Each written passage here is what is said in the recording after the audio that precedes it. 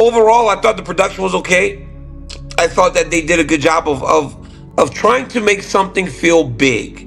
But again, at the UFC, for all the great production value, for all the hype and the media and the surroundings or the following that it has, if there isn't a great product inside of that cage, it does not matter.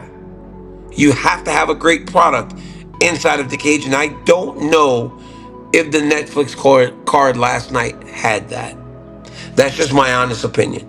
And I'm friends with Ronda, and I respect Gina Carano for all of her hardships and everything she's been through. You know, Ronda did not let Gina feel comfortable for very long in that fight, obviously. Ronda's going to do what Ronda's going to do. I mean, if she sees the ability to finish it in a second, she's going to finish it in a second. So, I think for both of those ladies, at the end, there was a little bit of closure. Not so much for Gina as much as she would like. I think she would have at least liked to land some kind of a punch or something. When Gina got up and smiled and looked happy and content that the experience not only had happened, but it was over. And it's a very embarrassing thing. I like Gina a lot. It's a very embarrassing thing to be in a fist fight and never once use your fist. There is nothing competitively that could have gone worse. And then if you really want to pick at it, I mean, guys, that armbar, okay, oh god, that armbar's terrible. If you were in Fabiano Schöner's jiu-jitsu class and you did an armbar like that, you would not get your purple belt. You know who I was thinking, though? If Ronda wasn't a coward, you know who she should have fought, which was available to her? Who? Actually, two acceptable options. But the one who would just be way too hard and wouldn't make sense. The one is that Larissa Pacheco girl that they won't put in the UFC. Yeah, but she won't fight her. Kayla Harrison's ass, she's really good at fighting. Like, she's really tough. And the other one that would have made so much more sense, and I've actually got to know this lady through Bitcoin and crypto conferences, but Chris Cyborg. That would have been the one that made sense because they had the rivalry forever, but Ronda's a coward. She would never fight Cyborg. And who knows, maybe at 45, right, she comes back in a super fight against somebody like Holly Holm, who certainly is ageless, and there's some value there. And not to suggest there wasn't some value in this, but I just would be curious to see how she would do against the UFC top 10. And not to suggest that she'd be ready for Kayla Harrison nor Amanda Nunes, but I am wildly curious to see how she would do against some of those other fighters. But that is not what is meant to be. It was this 17-second fight. And I don't know what you say to people who feel shortchanged. You know, expectations are resentments in waiting. I don't know what the expectations were for Gina Carano. I think you're right. She's disappointed to not at least have had a chance to land a strike and, you know, at least maybe try to get on your bike early and leverage the outside of the hexagon and use the fence or something. But I don't know. I mean, I think you're left with some questions on the Rousey side. Gina and Ronda, not much to talk about. The whole fight was what? I think it was like 10 seconds. You know, the whole fight card was that. She came out, got the easy takedown. I thought that Gina was going to circle more, stick and move, get after it. I thought she was going to do that. She didn't do that. She literally stood right in front of her and let Ronda get the takedown quickly, got right to the side control in the mount, and then right into the, it was a quick armbar. I guess it is to be expected. Gina wasn't there when the sport caught up, right? So for this fight with her and Ronda, it was essentially Ronda fighting back in that era of women fighters that didn't necessarily know how to defend it. Because, bro, it was a straight armbar. It was like day one, sit on the chest, get off to the side armbar. And it wasn't a matter that Gina couldn't defend it, or Gina went for the hitchhiker escape, which doesn't always work, particularly when you're dry. Or Gina tried to push the leg off. Or Gina tried to swim in with the other hand. Like, it wasn't a matter that those things didn't work. They weren't ever attempted. I mean, this was the fast tap club. How fast can I tap? And then got up with a smile. I don't think Ronda is interested in competitive matchups. And I think this Gina fight was kind of what she wanted. It made sense. It was high profile. I want to let my mind wander like John and be like, man, her versus Holly Holm 2, her versus Cyborg, like, whoa, like that's talk about some like outside of the UFC awesome matchups. But I don't think, Ronda avoided Cyborg when she was in her prime. I'm not mad at Ronda for what happened tonight. I'm not. But that was a bank robbery. That was a bank robbery. Your intention was to come out of retirement after a decade for an opponent profoundly overmatched. She just went up to the Brinks truck and was like, empty it and put it in the fucking van. I'm going to get out of here.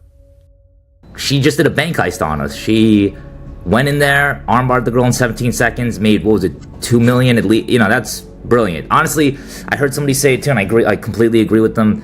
She made $2 million not for the fight. She made $2 million to promote the fight, and she did an amazing job at that, in my opinion. She made a fight that really was not competitive whatsoever into a very sellable fight. The card overall into something that you actually want to look into.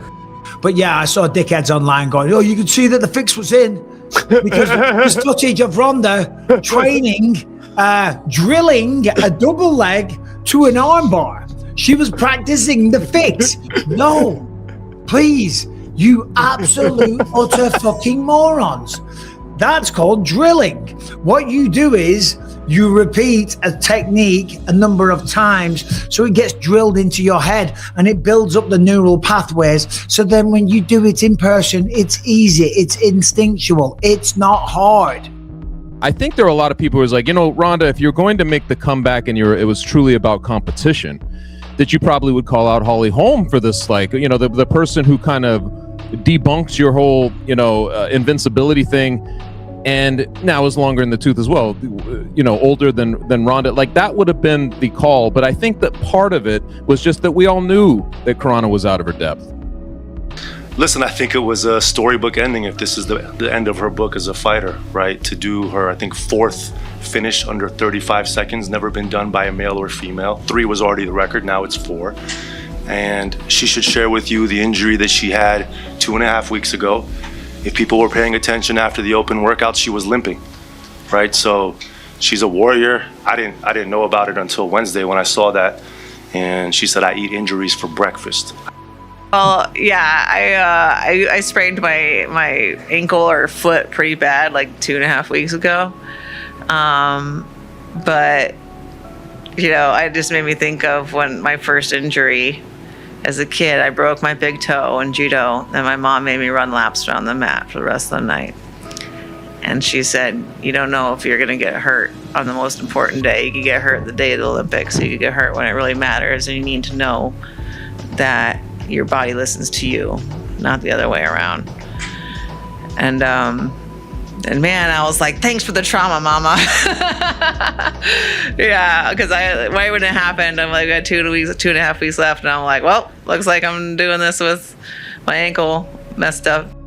I think my biggest critique of the whole thing is that because of how it played out in the end, it really went down sour for me as like, this was just a fantasy camp for her. Like, this is, my career ended in a really bad way, and I want to pretend that it didn't, and not like reckon. At no point in time has Ronda Rousey like reckoned with her culpability and why shit went bad at the end of her career.